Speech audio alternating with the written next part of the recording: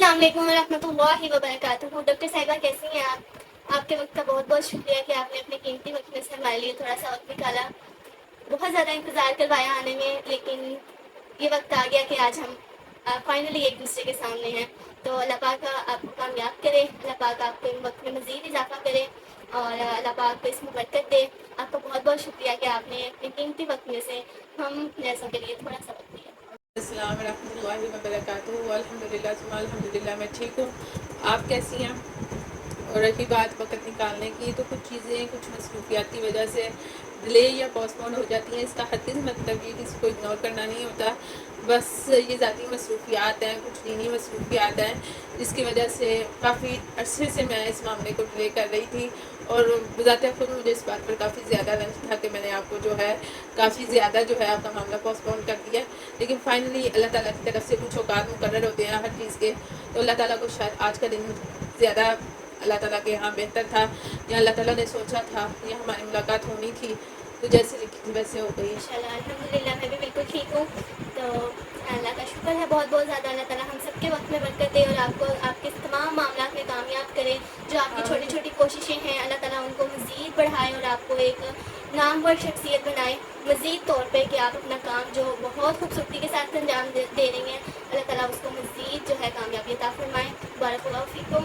तो अल्लाह ताला के फजलो करम से आज हम दोनों एक सामने आए। असल में यही मकसद था कि अल्लाह ताला ने आपको मुझको जो इल्म दिया है, हम छोटी बुनियाद पर तो एक दूसरे को जानते हैं कि अल्लाह ताला ने हमें जो इल्म दिया है हम वो लोगों तक पहुंचाएं।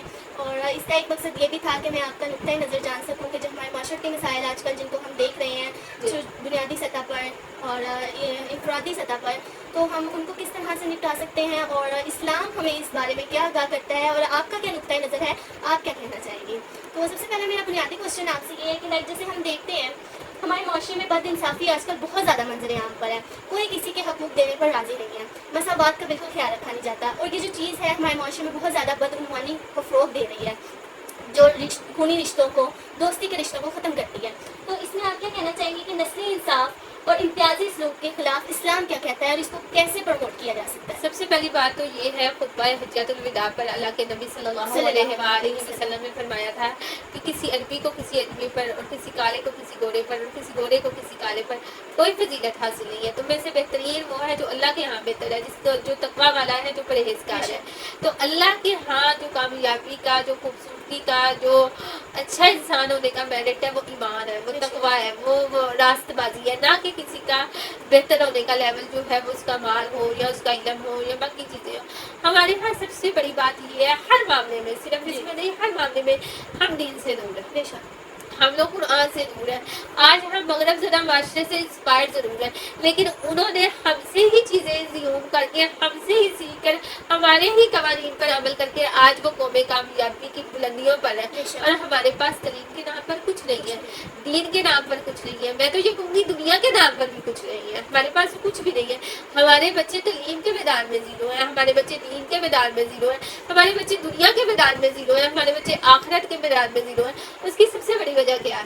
क्योंकि हमारी माएँ ही ठीक नहीं है। बेशक आज की माँ और दौरे करीब की माँ का कंपैरिजन करके देख ले, ज़मीन आसमान का फ़र्क है।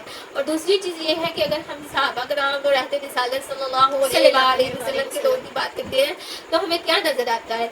एक तरफ जो है कुरैश से ताल्लुक़ रखने वाले, बनु हाशिम से ताल्लुक़ रखने वाले सरदार किस्म के मुसलमान लोग थे, दूसरी तरफ जो है बिल्कुल ही गुलाम किस्म के मुसलमान थे, लेकिन उनमें किसी किस्म का फ़र्क नहीं था। हज़रत अबू बकर रज़ियल्लाहु तआला हज़रत उस्मान गनी, हज़रत उमर फारूक रज़ियल्लाहु तआला अन्हु एक बहुत बड़ी शख्सियत है, लेकिन उन्होंने कभी गुलाम साहबा कराम से बुरा सलूक नहीं किया, बल्कि एक दस्तरखान पर बैठ कर खाना भी खाया, इकट्ठी जो है आपस में बातचीत भी की है, इकट्ठी तिजारत भी की है, इकट्ठा सफ़र भी किया, इकट्ठी जंगें भी लड़ी हैं।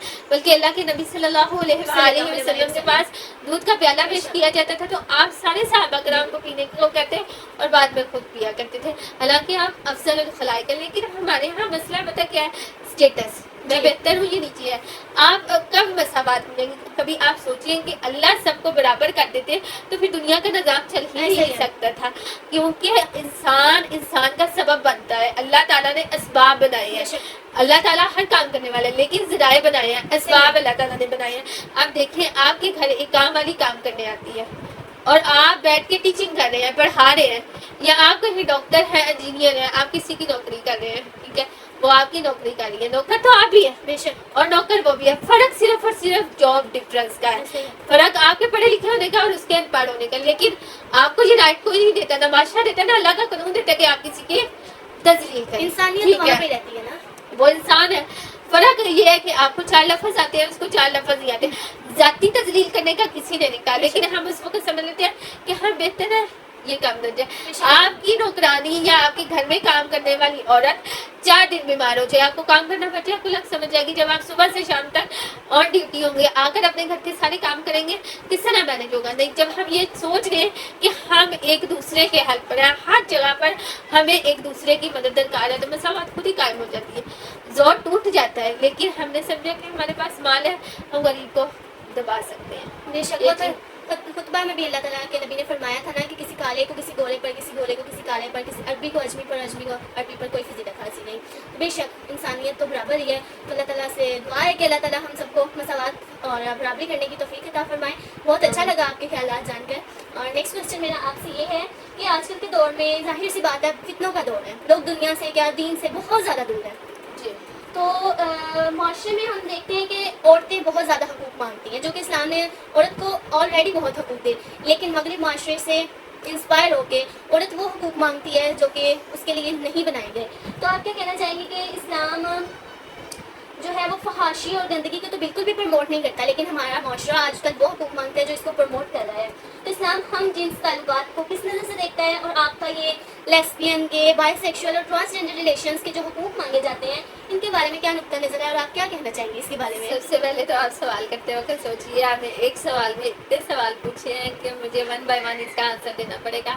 اگر تو آپ نے مجھے کبھی سنا ہو, ساری باتیں سنا ہے تو بلایا ہے, آپ نے مجھے سنا ہو کہ میں عورتوں کے حقوق کے بارے میں, فیمنزم کے بارے میں بہت زیادہ بات کرتی ہوں, بہت زیادہ بات کرتی ہوں. عورتوں کو اسلام نے حقوق دیے ہیں, نو ڈاؤٹ, لیکن ہمارے معاشرے نے حقوق نہیں دیے. اسلام نے عورت کو حقوق دیے ہیں, ایز اے بیٹی, ایز اے بیوی, ایز اے بہن, اسلام حقوق دیتا ہے.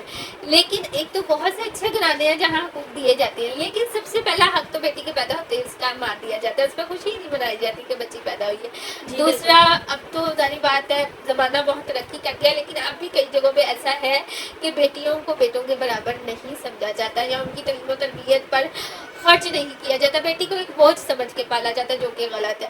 اسلام حقوق دیتا ہے, وراثت کا حقوق دیتا ہے. اب بہت سے لوگ کہیں گے کہ عورت کو شاید عورت پڑھ نہیں سکتی, ایجوکیشن کی رائٹ اسلام دیتا ہے عورت کو. حضرت عائشہ رضی اللہ تعالیٰ عنہ کا فتویٰ چلتا تھا مدینہ میں, اور حضرت جویریہ جو ہے وہ سرجری پڑھایا کرتی تھی. تو عورت کا تعلیم یافتہ ہونا لازمی ہے. ایک مرد جب تعلیم حاصل کرتا ہے تو وہ ایک شخص تعلیم حاصل کرتا ہے, ایک عورت جب تعلیم حاصل کرتی ہے تو وہ 7 نسلیں تک تعلیم حاصل کرتی ہے. تو عورت کا تعلیم حاصل کرنا بہت زیادہ ضروری ہے. دوسری چیز یہ ہے, عورت کو وراثت میں جو ہے مرد سے نصف حصہ دیا گیا ہے, وہ عورت پر زیادتی نہیں کی گئی. اس کی ریزن یہ ہے کہ اسلام نے جو عورت ہے اس پر فائنینشلی طور پر سپورٹ کا کسی بھی قسم کا جو برڈن ہے وہ نہیں ڈالا, وہ مرد پر ہے. دوسری چیز یہ ہے کہ عورت کے پاس حق مہر کی صورت میں بھی مال آتا ہے, جو کہ ایک مرد ہی ادا کرتا ہے. تو اگر دونوں کو برابر دے دیا جاتا ہے تو پھر مرد کے ساتھ زیادتی تھی, اور اللہ تعالیٰ عدل و انصاف کو پسند کرنے والا ہے. اللہ تعالیٰ کے ہاں کسی بھی چیز کی زیادتی اور ظلم نہیں ہے. دوسری چیز یہ ہے کہ عورت کو اللہ تعالیٰ نے شادی کا بھی رائٹ دیا ہے کہ اس سے اس کی مرضی اور پسند پوچھ لی جائے, ٹھیک ہے. تو اللہ تعالیٰ نے عورت کو اس چیز کا بھی رائٹ دیا ہے کہ اس کا شوہر اگر اس پر ناانصافی کرتا ہے, اس کو نانفقہ نہیں دیتا, اس میں کوئی بری عادات ہے, اس کو مارتا پیٹتا ہے, تو اس سے علیحدگی اختیار کر. لیکن عورت جو رائٹ مانگتی ہے نا, مغرب ذرا معاشرے سے متاثر ہو کر, وہ رائٹ نہ تو اسلام دیتا ہے اور نہ ہی دے سکتا ہے. عورت کیا رائٹ چاہتی ہے کہ وہ ننگی ہو کے بازاروں میں پھرے, ایسا لباس پہنے کہ جس پر اسے روک تھام کرنے والا نہ ہو, یا اس سے نکاح کی باؤنڈریز میں نہ رکھا جائے, یا پھر اس پر کوئی محافظ مرد, باپ, بھائی, شوہر, بیٹا نہ ہو. تو وہ رائٹس جو ہیں مغرب معاشرہ صرف بولتا ہے, رائٹس نہیں دیتا. اس کی سب سے بڑی ریزن یہ ہے آپ اپنے پاکستان کے اور مغرب زدہ معاشرے کے ریپ کیسز کا جو سارے کا سارا ریکارڈ ہے, ٹریک ریکارڈ ہے, وہ نکال کے دیکھ لیں. جہاں پر فیمنزم کے نعرے لگائے جاتے ہیں وہاں کا جو ہے ریپ کیس دیکھ لیجئے کتنی شرح ہے, اور پاکستان کی دیکھ لیجئے کتنی ہے, آپ کو خود ہی پتہ چل جائے گا. لیکن ایز اے فیوچر یہ چیز نظر آ رہی ہے, اگر پاکستان کی عورت اسی چیز پر ڈٹی رہی اور وہ منصوبہ جات پورے ہوتے رہے جو یہ چاہتے ہیں, تو پھر آپ کو اپنا معاشرہ اور مغرب کے معاشرے میں کوئی فرق نہیں نظر آئے گا.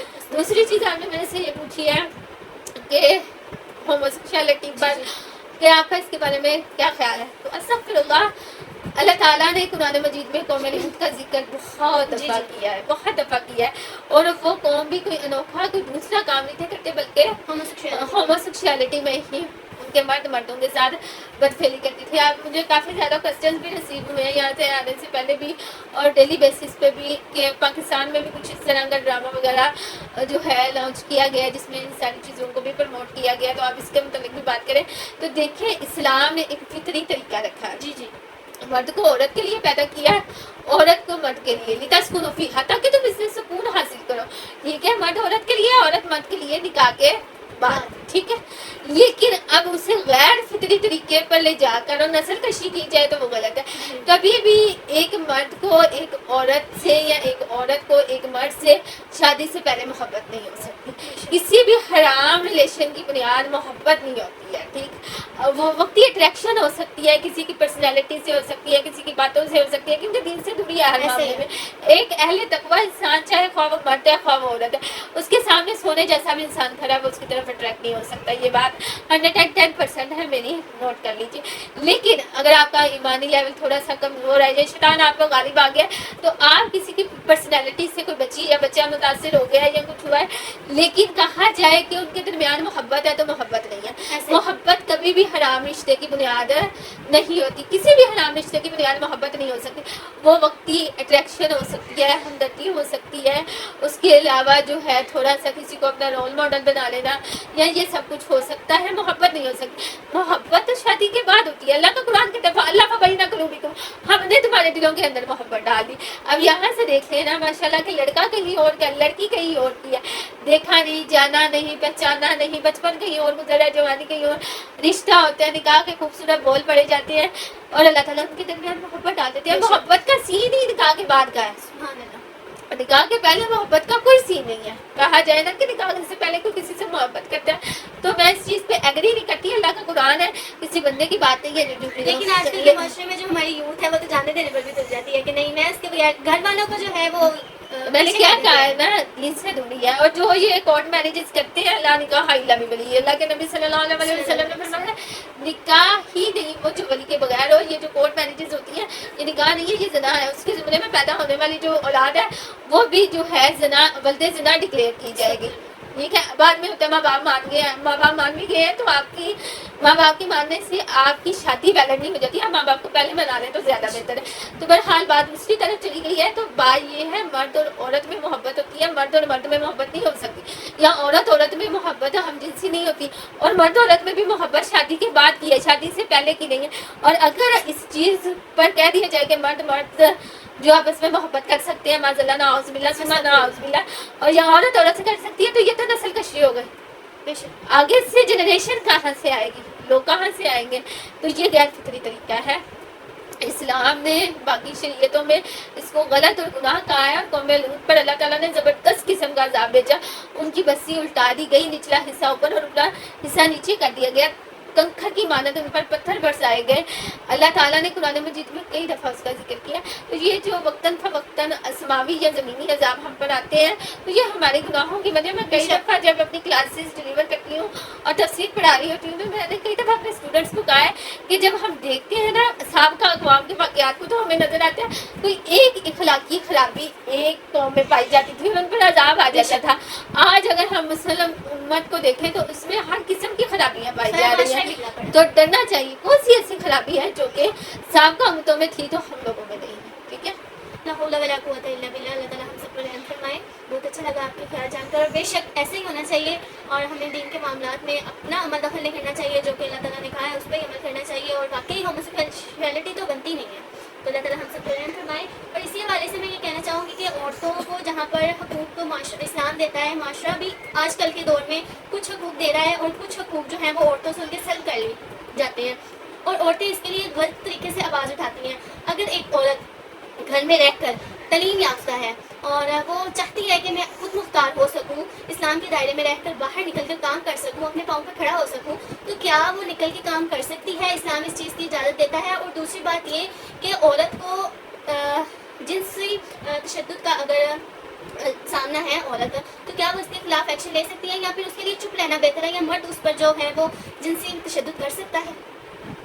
سب سے پہلے یہ ہے کہ مورل سپورٹ، ٹھیک ہے، سب سے پہلی چیز تو یہ ہے کہ عورت انڈیپینڈنٹ ہو سکتی ہے. سب سے پہلی بات تو یہ میں کہتی ہوں کہ اپنی بچیوں کو پڑھائیں، اپنی بچیوں کو دین کی اور دنیا کی دونوں کی تعلیم دلوائیں. مخلوط تعلیمی نظام غلط ہے، لیکن آپ اپنی بچیوں کو ہر طرح کی تعلیم دلوائیے، ٹھیک ہے. دوسری چیز یہ ہے کہ عورت انڈیپینڈنٹ ہو سکتی ہے، کیوں نہیں ہو سکتی؟ ہم عہد رسالت کی بات کرتے ہیں صلی اللہ علیہ وسلم، تو ازواج مطہرات بھی تجارت کرتی تھی، صحابیات بھی تجارت کرتی تھی. میں سمجھتی ہوں آج کا زمانہ ماڈرن نہیں تھا، ماڈرن تو وہ زمانہ تھا کہ عورتوں کو اگر کوئی مسائل ہوتا تو اللہ کے نبی صلی اللہ علیہ وسلم سے آ کر ڈسکس کرتی، راستے میں رو کر اپنے شوہر کی شکایت کر لیا کرتی تھی، دینی مسائل میں اویئرنیس حاصل کرنے کے لیے پوچھنے آیا کرتی تھی، کاروبار اور تجارت کے سلسلے میں منڈیوں میں بھی آیا جایا کرتی تھی.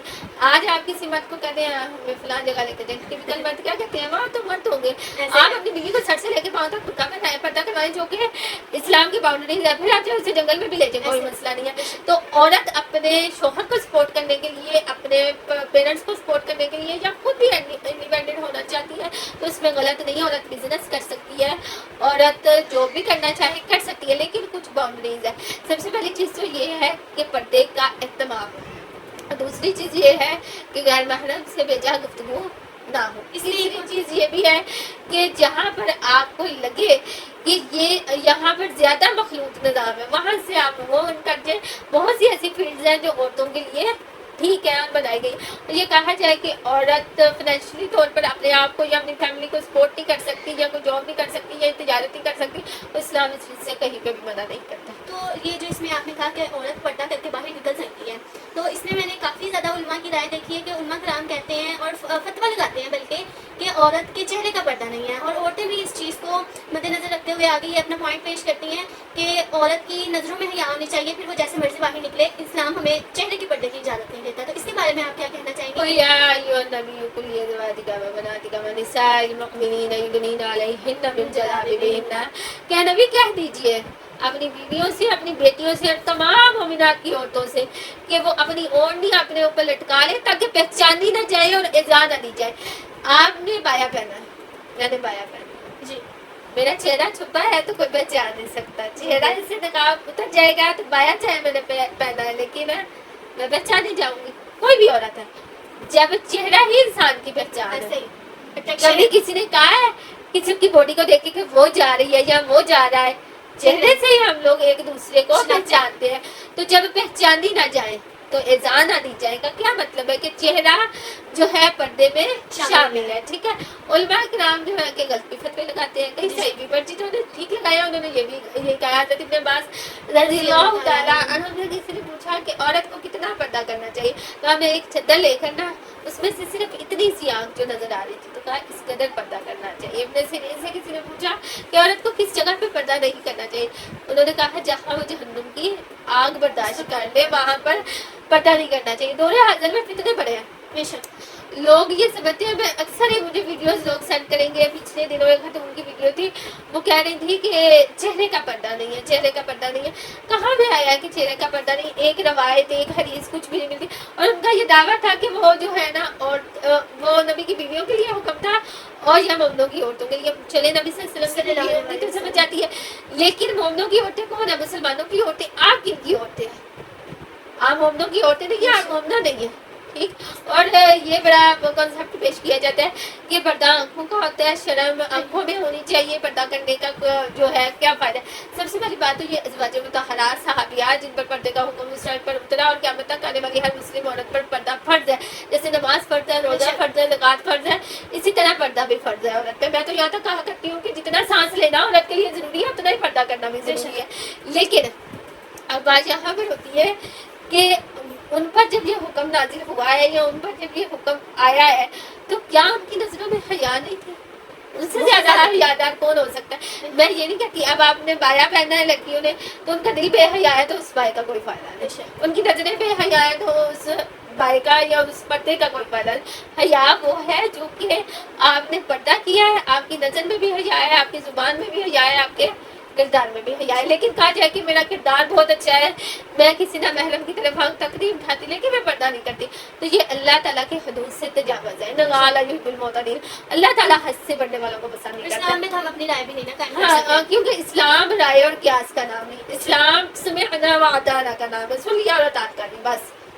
اللہ تعالیٰ ہم سب کو تو جو ہے وہ رحم کی توفیق عطا فرمائے کہ ہم ایک دوسرے کے ساتھ بھی اچھا سلوک کر سکیں۔ ڈاکٹر صاحبہ نیکسٹ میرا آپ سے کوشچن ہے کہ جیسا کہ آپ جانتی ہیں کہ آج کل سوشل میڈیا کا دور ہے، ہر انسان سوشل میڈیا پر ایکٹیو ہے، لائک آپ بھی اپنا کام جو ہے وہ سر انجام دے رہی ہیں سوشل میڈیا پر، اسلام کو پروموٹ کر رہی ہیں، اس کو فروغ دے رہی ہیں، اور ہم جیسے لوگ جو سوشل میڈیا پر اتنے ایکٹیو نہیں ہیں، پریزنٹ نہیں ہیں، لیکن اپنے دینی مدارس میں، اپنی سوسائٹی میں انڈیویجولی طور پر بھی اور لوگوں کو ساتھ ملا کر بھی دین کی اشاعت کا کام کر رہے ہیں۔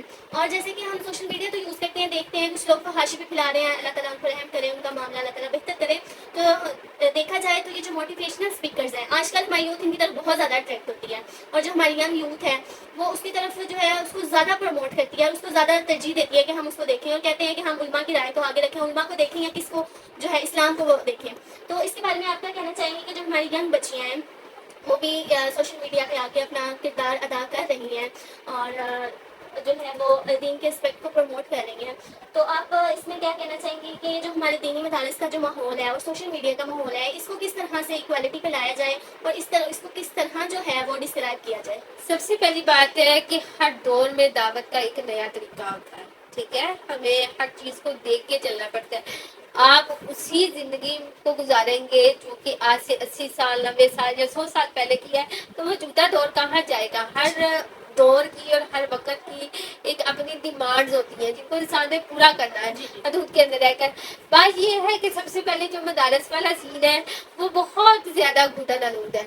وہ کس طرح گھٹن ہے کہ ہم صرف اور صرف بچوں کو نصاب پڑھایا ہی جاتا ہے رٹے کے لیے۔ ایک جو ڈونٹ مائنڈ کہ میں اس وقت ایک جامعہ میں بیٹھی ہوئی ہوں، لیکن نہیں، میں حقیقت پسند ذرا سی ہوں لیکن میں حقیقت بیان کروں گی کہ صرف اور صرف تقریباً بچے جنہیں میں نے دیکھا ہے مختلف مدارس میں، وہ جب نصاب پڑھتے ہیں، جب بکس پڑھتے ہیں تو آپ دیکھیں گے ایک مدرسے میں کئی پڑھنے والی بچیاں یا بچے موجود ہوتے ہیں لیکن ہر عالم دین بن کر نہیں نکلتا۔ اس کی بڑی وجہ کیا ہے کہ ان کے بہت زیادہ تنگ نظام ہے، انہیں صرف اس لیے پڑھایا جاتا ہے کہ یہ سلیبس ہے، سلیبس کو وہ رٹا لگاتے ہیں جن سمجھ کر بہت کم بچے پڑھتے ہیں۔ دوسری چیز یہ ہے کہ فتنوں کا دور ہے، وہ مدرسے میں پڑھ ضرور رہے ہیں لیکن اسی دور میں پیدا ہوئے ہیں، اسی دنیا میں انہوں نے زندگی گزارنی ہے، مدرسے سے نکل کے انہوں نے باہر جانا ہے۔ ہم لوگوں نے ان کے لیے اپرچونٹیز ہی فراہم نہیں کی۔ پہلی بات تو یہ ہے جامعات کو اس طرح اسٹیبل کیا جائے، ایسی اسٹیبلشمنٹ ہو جہاں پر دینی اور دنیاوی دونوں طرح کی تعلیم دی جائے، ٹھیک ہے، کیونکہ کبھی بھی وہ شخص جو کہ دنیاوی لحاظ سے اچھا نہیں پڑھا وہ دینی لحاظ سے بھی اچھا پڑھا لکھا نہیں ہو سکتا، وہ جو ہے علم کے اس لیول کو کور نہیں کر سکتا جو کہ کرنا چاہیے۔ آپ جتنے بھی اچھے اسپیکرز کو دیکھ لیں، ڈاکٹر فرحت ہاشمی ہے، ڈاکٹر نگہت ہاشمی ہے، ڈاکٹر اسرار احمد ہے، ڈاکٹر ذاکر نائک ہے، ماشاءاللہ آپ بھی ہیں، ٹھیک ہے، ماشاء اللہ میں بھی ہوں، ٹھیک ہے، اور کئی ہیں، صحیح ہے، تیمیہ زبیر ہیں اور کئی ہیں، لیکن ڈاکٹر ثانیہ کیا ہے، یہ سب لوگ صرف مدرسوں سے نہیں پڑھے، وجہ خود میں کافی مدارس سے پڑھی ہوں، لیکن کیا ہے کہ اتنا تنگ اور روایتی انداز ہی لے کے چلنا، بچوں کو آپ صرف یہ نہ پڑھائیں گے ہم نصاب پڑھا رہے ہیں اور انہوں نے وفاق کے پیپر دے دیا، آپ پوری پوری احادیث کی کتابیں پڑھائیں، اس میں سے مسائل کی معنی سب کچھ کریں، انہیں پتہ چلے کہ دین ہے کیا۔ آج کل ہماری ماڈرن جو یوتھ ہے وہ موٹیویشنل اسپیکرز کو کیوں سنتی ہے؟ کیونکہ وہ ان کی توقعات پر پورا اترتے ہیں، وہ انہیں بات کو سمجھاتے ہیں۔ ہمارے یہاں دین لا اکراہ فی الدین، دین میں کوئی تنگی نہیں ہے، دین کوئی مشکل نہیں ہے، مشکل بنایا کس نے؟ ہم لوگوں نے اسے پکڑ کے بنا دیا۔ ہم نے جب ایک بچہ یا ایک بچی 5 پڑھ کے 6 پڑھ کے چلی گئی ہے مدرسے، ٹھیک ہے، اس نے چند کتابیں پڑھی ہیں اور ہم نے اس کے ساتھ عالمہ کا ٹیگ لگا دیا۔ ہر مدرسے میں داخل ہونے والا بچہ یا ہر نکلنے والی بچی عالمہ یا عالم نہیں ہوتی۔ میرا اپنا ایک ذاتی اوپینین ہے کہ عالم اور عالمہ کوئی ہو ہی نہیں سکتا، وہ تو اللہ تعالیٰ کے ذات ہے، کیونکہ دین ایک ایسا گہرا سمندر سمندر ہے جس میں آپ غوطہ لگاتے ہیں تو آپ کو گہرائی نہیں ملتی. آپ نے میڈیکل کی پڑھائی 5-6 سال کی آپ ڈاکٹر بن گئے, انجینئرنگ کی پڑھائی 5-6 سال کی آپ ڈاکٹر بن گئے, لا کی پڑھائی آپ نے 6 سال کی آپ ایک اچھے جج بھی بن جاتے ہیں, ایک وکیل بھی بن سکتے ہیں. لیکن دین ایک ایسی چیز ہے آپ کو ساری زندگی پڑھنا پڑتا ہے. اگر ہم صحابہ کرام رضی اللہ تعالیٰ عنہ کو دیکھیں تو ساری زندگی انہوں نے دین پہ لگائی ہے, جتنی ان کی زندگیاں تھیں. اور ایک حدیث اگر ایک صحابی کو پتا ہوتی تھی تو دوسرا اس سے لا علم ہوتا تھا, ٹھیک ہے, پتا نہیں ہوتا تھا. اس کی سب سے بڑی وجہ کیا ہے کہ دین ایک بہت گہری چیز ہے, لیکن ہمارے جو مدارس ہیں ان کو گرومنگ کی ضرورت ہے, اور بہت زیادہ گرومنگ کی ضرورت ہے. وہ پرانا دور چلا گیا ہے. اب بچوں کو سمجھائیں پڑھائیں, اور والدین کو چاہیے کہ اگر وہ انہیں مدرسے بھیج رہے ہیں, انہیں دین کا عالم بنانا چاہتے ہیں, تو ان کے اسکول کی جو تعلیم ہے اس پر توجہ دی جائے, ٹھیک ہے. دوسری چیز یہ ہے کہ جس طرح لگا لیں اب آپ بھی ہیں جی آن کیمرہ تو میں ہی سامنے, کیوں نہیں ہے آپ سامنے, شاید کہ آپ کو آپ کے مدرسے کی طرف سے ہی پرمیشن نہیں ہے یا جو بھی ہے. حالانکہ آپ کا رتبہ ڈاکٹر فرحت ہاشمی سے زیادہ تو تعلیمی لحاظ سے نہیں ہے, جی جی ٹھیک ہے, یا ڈاکٹر نگہت ہاشمی سے زیادہ تو نہیں ہے, ٹھیک, یہ آپ بھی جانتی ہیں. یا باقی اسکالر کے لیے جب آپ نے پردہ کیا ہے, حضرت عائشہ رضی اللہ تعالیٰ عنہا جو ہے انہیں بھی ضرورت کے تحت وہ پردہ کر کے لوگوں کو پردے کے پیچھے سے احکامات بتایا کرتی تھی. تو پردہ کر کے اور سکرین آ کر آپ کسی کو تعلیم سکھا رہے ہیں تو یہ غلط نہیں. اب یہ دیکھیں نا کہ کتنے لوگ ہیں جو دین کی طرف راغب ہوتے ہیں, 1000 میں سے بھی آپ کو ایک عورت بمشکل ملے گی, ایسا ہی ہے. لیکن اگر وہ مدارس کی طرف نہیں آتے تو ہم ہونے آتے ہیں. جی جی بالکل متفق میں بات یہ ہے سوشل میڈیا, ٹک ٹاک, یوٹیوب, فیس بک, انسٹاگرام, ہر بس کی دیوار لوگوں نے بنائی ہوئی ہے. جب کوئی اسکرولنگ کرتا ہے 10 چیزیں بری گزری ہیں تو ایک اچھی بھی آئے گی. ہو سکتا ہے کہ ہماری آواز دوسرے کی زندگی کو بدل کے رکھ دے. لیکن یہ بھی کہا جاتا ہے, یہ تو ہم بھی جانتے ہیں کہ اسلام اس چیز کی اجازت دیتے ہیں, لیکن یہ لوگ بہت جو ہیں وہ آواز اٹھاتے ہیں کہ آپ دین کی تعلیم آپ نے حاصل کر لی ہے تو آپ اپنے تک رکھیں, آپ انڈیویجول طور پر اپنی سوسائٹی میں اس کو پروموٹ کریں. آپ آن ایئر کیوں آ رہی ہیں؟ اسلام میں تو عورت کی آواز کا بھی پڑتا ہے. اس نے کہا ہے کوئی ایک بھی حدیث, کوئی ایک بھی دلیل, ایک بھی قرآن کی آیت ہمیں کہیں سے بھی نہیں ملتی کہ جہاں پر کہا جائے کہ عورت کی آواز کا پردہ ہے. کہیں پہ بھی اگر عورت کی آواز کا پردہ ہے تو پھر صحابیات نے کیوں آگے دین پہنچایا صحابہ کرام کو؟ اگر عورت کی آواز کا پردہ ہے تو ازواج مطہرات سے صحابہ کرام مسائل پوچھنے کیوں آیا کرتے تھے؟ جی یہاں تو پوچھنا جاتے اللہ کے نبی صلی اللہ علیہ وسلم خود بتا دیتے. تو جب آیا کرتے تھے یہ جو ہے صحابیات یا ازواج مطہرات, انہیں لکھوا کے یا لکھ کے بھی بتا سکتی تھی, بزبان حال کیوں بتایا؟ جی ٹھیک ہے, عورت کی آواز میں اختلاف ہے. ہاں وہ آواز جو دوسرے کو آپ کی طرف مائل کرتے وہ غلط ہے. بے شک بے شک. وہ آواز جو دوسرے کو آپ کی طرف مائل کرتی ہے وہ غلط ہے. آپ لچک کی بات نہ کریں, آپ کی آواز میں سختی ہونی چاہیے, ٹھیک ہے. ویلکم علیکم, بہت اچھا لگا آپ کی خیالات جان کر. ہمارے لیے بھی دعا کیجیے گا کہ ہم لوگ بھی آن ایئر آ کر سوشل میڈیا پر اپنا پارٹ دے سکیں اور لوگوں کو اس چیز سے آگاہ کر سکیں. دعا اپنی جگہ, کوشش بھی ہونی چاہیے. انشاءاللہ انشاءاللہ. آپ کے خیالات سن کر مجھے بہت زیادہ خوشی ہوئی, اور لاسٹ میں میرا آپ سے یہ کوشچن ہے, بہت زیادہ وقت آپ کو میں نے لے لیا, تو میں اپنی گفتگو کا اختتام اس بات سے کروں گی کہ آپ نے ماشاءاللہ سے بہت سی جگہوں سے تعلیم حاصل کی اور بہت زیادہ جرنی ہے آپ کی. اب تو ماشاءاللہ آپ اپنا پارٹ دے رہی ہیں, تو آپ اپنا تھوڑا سا ایکسپیرینس شیئر کرنا چاہیں گی کہ آپ نے اپنی لائف کو کیسے دیکھا, آپ نے اپنی اسٹڈی کو کیسے دیکھا, اور کیا کچھ آپ کو فیس کرنا پڑا, اور آپ نے ان چیزوں سے کیا سیکھا, اور اس کامیابی کی منزل تک پہنچنے تک آپ کو کن کن مشکلات کا سامنا تھا, اور آپ نے ان سے کیا سیکھا, اور ہماری جو دیکھنے والی آڈینس ہے اور ہماری یوتھ ہے اس کو آپ کیا کہنا چاہیں گی کہ ہمیں اپنی زندگی کو کس طرح سے ڈھالنا چاہیے اور کن راستوں کو چوز کرنا چاہیے کہ ہم اپنے لیے بھی کامیابی آپ کی طرح حاصل کر سکیں. پہلی بات تو یہ ہے کہ یہ تھوڑا زیادہ پرسنل سوال تھا, لیکن جو نہیں کرنا چاہیے تھا. میں ذاتی ایکسپیرینس شیئر کر دیتی ہوں, ہر چیز کو ہم آن ایئر ڈسکور نہیں کر سکتے. پہلی بات تو یہ ہے کہ کوئی بھی چیز آپ کو پلیٹ میں رکھ کے چائے کی کپ کی طرح پیش نہیں کی جاتی, ٹھیک ہے. ہر ایک چیز کے لیے آپ کو اپنا آپ دینا پڑتا ہے, قربانی دینی پڑتی ہے, اپنے آپ کو فراموش کرنا پڑتا ہے. کسی بھی چیز کی محبت آپ سے قربانی مانگتی ہے, اور اللہ کی محبت بہت قربانی مانگتی ہے, ہر چیز کی قربانی مانگتی ہے. خواہشات کی قربانی, جوانی کی قربانی, رشتوں کی قربانی, ہر چیز کی قربانی آپ سے مانگتی ہے. سم ٹائمز وہ بہت چیزیں جو آپ کو دل کی بہت زیادہ قریب ہوتی ہیں, آپ کو وہ چھوڑنی پڑتی ہیں صرف اور صرف اپنے آپ کو بہتر کرنے کے لیے اللہ تعالیٰ یا سے رشتہ جوڑنا۔ اللہ تعالیٰ سے رشتہ جوڑنے کے لیے۔ تو میری جرنی کوئی اتنی آسان نہیں تھی کہ کہا جائے کہ ڈگری میرے پاس پلیٹ پہ رکھ کے آ گئی یا میں نے علم پلیٹ پہ رکھ کے کوئی جی۔ تحفے کے طور پر آیا اور مجھے مل گیا، نہیں، میں نے بڑی سی مشکلات فیس کی ہیں، بہت پریشانیاں، کچھ ہیلتھ ایشوز کو لے کر، کچھ باقی چیزوں کو لے کر، لیکن ان ساری چیزوں سے میں نے جو سیکھا ہے وہ یہ ہے، work hard and hard and hard, بس۔ اور یہ چیز ہے کہ میں تمام لوگوں سے یہ کہنا چاہوں گی، ظاہر بات ہے کہ جیسے کالجز ہیں، یونیورسٹیز ہیں، یہ سارا کچھ ہے، تو ہر چیز جو ہے کوشش سے چلتی ہے، یہ جو بھی اسی طرح دینی مدارس میں لوگ ان بچوں کو بھیجتے ہیں جو مینٹلی طور پر تھکے ہوتے ہیں جی، اور چلتے نہیں ہیں۔ آپ ہمیشہ مدرسے کو اپنا سب سے اسٹرانگ بچہ دیں جس کا آئی کیو لیول بہت زیادہ اچھا ہے، ٹھیک ہے۔ دوسری چیز یہ ہے کہ آپ کو مدارس میں زیادہ تر وہ بچے ملیں گے جو فائنینشلی لحاظ سے بہت زیادہ کمزور ہے۔ میں نے بہت سی جگہ پر تعلیم حاصل کی اور الحمدللہ مجھے فائنینشلی کوئی ایشوز نہیں تھے، لیکن بہت سے بچے ایسے ہوتے تھے جو کہ وہاں پر یا تو بہت مشکل زندگی گزار رہے ہوتے تھے یا پھر چھوڑ جاتے تھے صرف اس وجہ سے کہ وہ فیسز نہیں دے سکتے تھے۔ تو میرا یہ کہنا ہے کہ والدین جہاں اسکول کالجز کی فیسز دیتے ہیں وہ اپنے بچوں کی جو ہے مدارس میں بھی جو ہے انہیں سپورٹ کرے۔ دوسرا چیز یہ ہے کہ مدرسے والوں کو بھی یہ چیز چاہیے کہ جو بچی یا بچہ تعلیم حاصل کرنا چاہتا ہے آپ اسے فری آف کاسٹ تعلیم دیں۔ جب میں نے اپنی لاسٹ ڈگری کی مجھے اچھی طرح سے یاد ہے کہ ہمارے بیچ میں 100+ لڑکیاں تھیں، اور جس دن میری ڈگری کا لاسٹ ڈے تھا یعنی لاسٹ پیپر تھا، وہ ہماری کلاس میں جتنی لڑکیاں تھیں وہ صرف 6 لڑکیاں تھیں۔ اس کی سب سے بڑی وجہ یہ تھی فائنینشلی ایشوز تھے، ٹھیک ہے۔ ہر بچہ وہ فی افورڈ نہیں کر سکتا اور ہر بچہ اسکالرشپ پہ بھی نہیں پڑھتا۔ میری تقریباً آخری سیمسٹر اسکالرشپ پہ تھا الحمدللہ، اور میں نے ایسا سوچا نہیں تھا کہ اسکالرشپ پہ ہوگا، لیکن وہ اللہ کی طرف سے ہی ہو گیا، ٹھیک ہے۔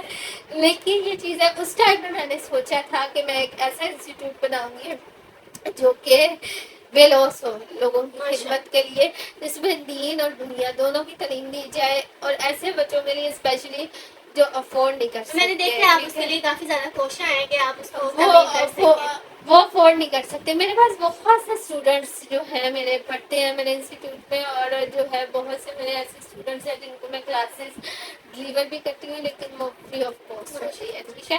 اور ساری باتیں میں اس چیز کو جانتی ہوں کہ جب میں ایک انسٹیٹیوٹ بناؤں گی یا بناتی ہوں تو اس کے اپنے اخراجات ہوتے ہیں، لیکن اس کے لیے میں بذات خود کوشش کروں گی، نہ کہ مجھے یہ ڈونیشن اور یہ ساری چیزیں جو ہیں میں اس چیز کو ذاتی طور پہ پسند نہیں کرتی، ٹھیک ہے۔ اور کہا جائے کہ میری ذاتی جو زندگی ہے وہ بڑی آسان رہی ہے، یہ جرنی بہت آسان تھی، تو یہ بہت مشکل جرنی تھی، یہ بہت زیادہ مشکل تھی، لیکن ہر مشکل کے بعد آسان۔ بے شک اللہ تعالیٰ آپ کو آپ کے تمام ارادوں میں کامیاب کرے، آپ کے وقت میں برکت دے کہ آپ لیکن اللہ تعالیٰ نے جتنی مجھے عزت دی ہے، میں آج سمجھتی ہوں کہ شاید میں اس کے لائق نہیں تھی، لیکن اللہ تعالیٰ نے مجھے یہ عزت دی ہے، اور اللہ تعالیٰ ہر انسان کو جو کوشش کر رہا ہے اور حق کی راہ پہ چل رہا ہے اللہ تعالیٰ اسے یہ عزت عطا کرے۔ یہ عزت ہی ہے کہ میں آپ کے سامنے بیٹھی بے ہوں۔ شک، اور آپ کا بہت خلوص ہے کہ آپ نے اپنے قیمتی وقت میں سے ہمارے لیے وقت نکالا۔ اللہ تعالیٰ آپ کو کامیاب کرے، برکت دے، اور آپ کے تمام نیک ارادوں میں آپ کو کامیاب کرے، اور آپ کی جو تمام کوششیں ہیں ان کا رنگ دے آپ کو، اور ہماری جو معاشرے میں فتنے ہیں ان میں جو آپ اپنا کردار ادا کر رہی ہیں ان کو ختم کرنے میں اللہ تعالیٰ ان میں بھی آپ کو ایک اچھا رزلٹ دے۔ بہت بہت شکریہ آپ کے آنے کا، جزاک اللہ خیر۔